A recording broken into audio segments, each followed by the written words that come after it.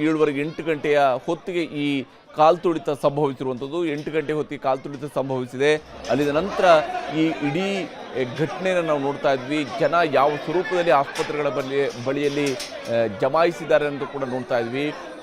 ಅದರಲ್ಲೂ ಪೋಷಕರು ಅಳ್ತಾ ಬರ್ತಾ ಇರುವಂತಹ ದೃಶ್ಯವನ್ನು ನೋಡ್ತಾ ಇದ್ವಿ. ತಮ್ಮವ್ರನ್ನ ಕಳ್ಕೊಂಡಂಥವ್ರು, ತಮ್ಮವರು ಗಾಯಗೊಂಡಿರುವಂಥವ್ರನ್ನ ಮಾತನಾಡಿಸ್ಬೇಕು ಅಂತೇಳಿ ಬರ್ತಾ ಇರುವಂಥವ್ರು, ಈ ರೀತಿಯಾಗಿ ಪೋಷಕರು ಬರ್ತಾ ಇದ್ದಾರೆ. ಅವರು ಹುಡುಕಿಕೊಂಡು ಬಂದಿದ್ದಾರೆ ಈಗ ಆಸ್ಪತ್ರೆವರೆಗೆ. ಆದರೆ ಆಸ್ಪತ್ರೆಗೆ ಬಂದಾಗ ಅಲ್ಲಿರುವಂತಹ ರಶ್ಯನ್ನು ನೋಡ್ತಾ ಇದ್ವಿ. ಯಾವ ಸ್ವರೂಪದಲ್ಲಿ ಗೇಟ್ಗಳನ್ನು ಕ್ಲೋಸ್ ಮಾಡಿಸಿ ನಿಲ್ತಿದ್ದಾರೆ. ಯಾಕಂದರೆ ಅಷ್ಟು ದೊಡ್ಡ ಸಂಖ್ಯೆಯಲ್ಲಿ ಜನ ಬಂದಾಗ ಆಸ್ಪತ್ರೆ ಒಳಗಡೆ ಕೂಡ ದೊಡ್ಡ ರಶ್ ಆಗುತ್ತೆ.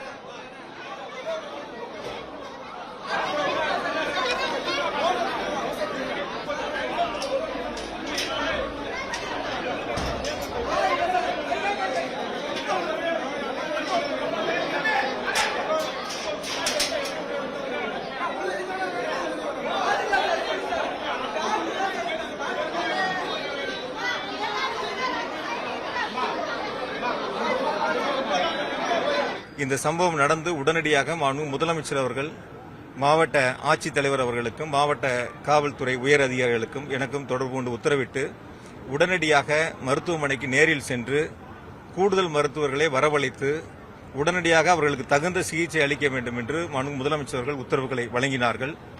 மாண்புமிகு பள்ளிக்கல்வித்துறை அமைச்சர் அவர்களும் மாண்புமிகு சுகாதாரத்துறை அமைச்சர் அவர்களையும் உடனடியாக நேரில் செல்வதற்கு உத்தரவிட்டு அவர்கள் இப்பொழுது வந்து கொண்டிருக்கின்றார்கள்.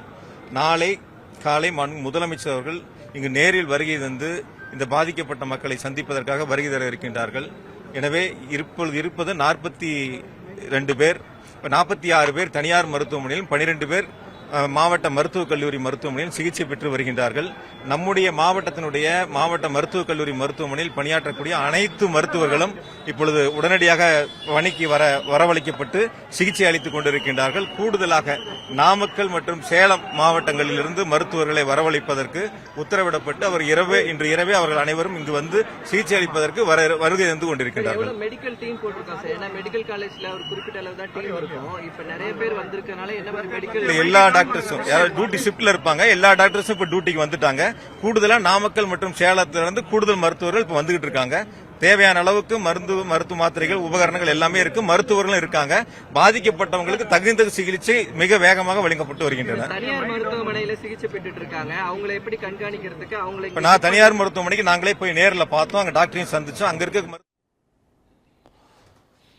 ಹೀಗೆ ಸದ್ಯಕ್ಕೆ ಅಕ್ಕಪಕ್ಕದ ಜಿಲ್ಲೆಗಳಲ್ಲೂ ಕೂಡ, ಅಂದರೆ ನಾಮಕಲ್ನಲ್ಲೂ ಕೂಡ ನಾವು ವೈದ್ಯರನ್ನ ಬರೋದಕ್ಕೆ ಹೇಳಿದ್ದೀವಿ. ಯಾರ್ಯಾರು ವೈದ್ಯರು ಆಸ್ಪತ್ರೆಗಳಿದ್ರು, ಯಾರು ಮನೆಗೆ ಹೋಗಿದ್ರು ಸಂಜೆ ಆದ ನಂತರ ಅವ್ರನ್ನೂ ಕೂಡ ವಾಪಸ್ ಡ್ಯೂಟಿಗೆ ಬರೋದಕ್ಕೆ ಹೇಳಿದ್ದೀವಿ. ಹೀಗಾಗಿ ಎಲ್ಲ ಕಡೆಯಲ್ಲೂ ಕೂಡ ವೈದ್ಯರು ಬರ್ತಾ ಇದ್ದಾರೆ, ಆಸ್ಪತ್ರೆಗಳಿಗೆ ವೈದ್ಯರು ದಳವಹಿಸಿ ಬರ್ತಾ ಇದ್ದಾರೆ ಅನ್ನೋಂಥದ್ರು ಕೂಡ ಈಗ ಅಲ್ಲಿಯ ಸರ್ಕಾರ ದೃಢಪಡಿಸ್ತಾ ಇದೆ. ತಮಿಳುನಾಡು ಸರ್ಕಾರ ದೃಢಪಡಿಸ್ತಾ ಇದೆ ಗಾಯಾಳುಗಳಿಗೆ ಸೂಕ್ತ ಚಿಕಿತ್ಸೆ ಸಿಗಬೇಕು ಅನ್ನುವಂತಹ ನಿಟ್ಟಿನಲ್ಲಿ. ಆದರೆ ಸಾವಿನ ಸಂಖ್ಯೆ ಅಧಿಕೃತವಾಗಿ 31 ಜನ ಸಾವಿಗೀಡಾಗಿದ್ದಾರೆ ಅನ್ನುವಂತಹ ಮಾಹಿತಿಯು ಕೂಡ ಇರುವಂಥದ್ದು. ಹೇಗೆ ರಾಜಕೀಯ ಪಕ್ಷ ಮತ್ತು ರಾಜಕೀಯ ಪಕ್ಷದ ಸುತ್ತಲೂ ನಡೆಯುವಂತಹ ಹುಚ್ಚು ಪ್ರೀತಿಯ ನಡುವೆ ಸಾಯುವಂಥದ್ದು ಜನಸಾಮಾನ್ಯರು. ಅದು ಯಾವುದೇ ರಾಜ್ಯ ಇರಬಹುದು, ಯಾವುದೇ ದೇಶ ಇರಬಹುದು, ಇಲ್ಲಿ ಸಾಯುವಂಥವರು ಜನಸಾಮಾನ್ಯರು. ಅವ್ರಿಗೆ ಯಾವುದೇ ರೀತಿಯಾದಂತಹ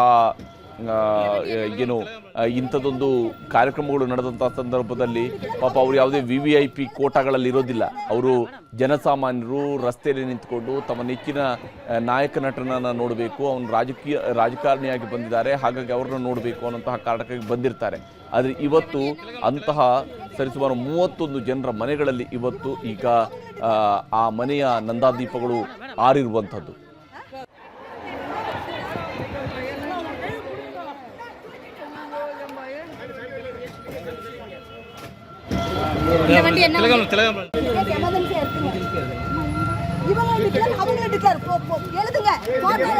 மேடம்